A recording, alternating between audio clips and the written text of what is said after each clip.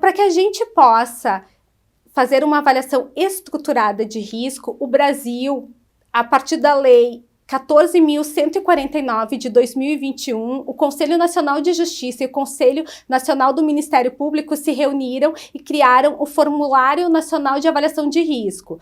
Há o entendimento que esse formulário deveria ser padronizado para que as mesmas estratégias de gestão de risco e o mesmo entendimento quanto à classificação de risco fosse comum a todas as áreas.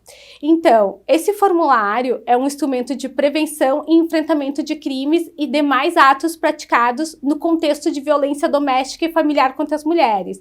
E ele vai possibilitar o diagnóstico e a identificação se essa mulher se encontra em risco. O que a gente define como indicadores de risco? Então, vão ser fatores repetitivos entre os diversos casos de violência doméstica e são fatores que levam a uma maior probabilidade de feminicídio ou violência grave. O Formulário Nacional de Avaliação de Risco de Violência, ele é dividido em duas partes. A primeira parte, ela é preferencialmente aplicada pela Polícia Civil no momento em que a vítima registra a ocorrência. Mas ele pode ser aplicado também por instituições públicas e privadas que compõem toda a rede de proteção à mulher. Já a segunda parte, ela é uma análise subjetiva e deve ser aplicada por profissional capacitado que auxilia a vítima no preenchimento do formulário de avaliação de risco.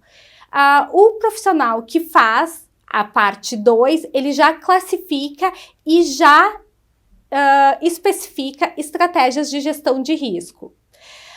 A Lei 14.149 também nos diz que o profissional capacitado ele deve ter conhecimento preferencialmente em saúde mental, porque vão ser avaliados aspectos relacionados à violência, mas também à saúde da vítima.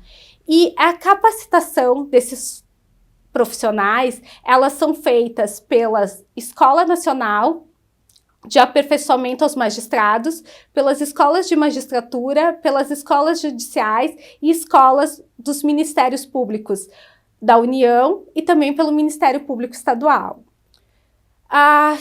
Existem 4 passos que o profissional deve seguir na aplicação do FONAR. O FONAR, então, ele é uma coleta de informações. Ele vai exigir desse profissional técnica de entrevista, que a sua entrevista não seja sugestiva e nem revitimizadora para essa mulher. Ele deve identificar o risco em conjunto, né? Então, se a avaliação é sobre a vítima, ela tem direito de participar dessa avaliação.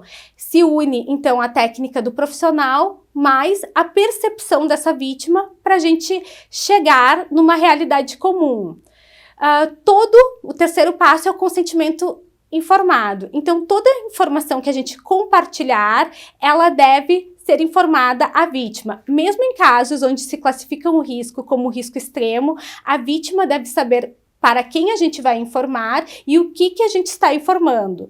E o último passo, que é informar a vítima sobre esses resultados. Uma vez que a vítima é a parte interessada e a gestão de risco também é feita pela vítima, são orientações que a gente vai dar à vítima para que ela também evite o risco de feminicídio.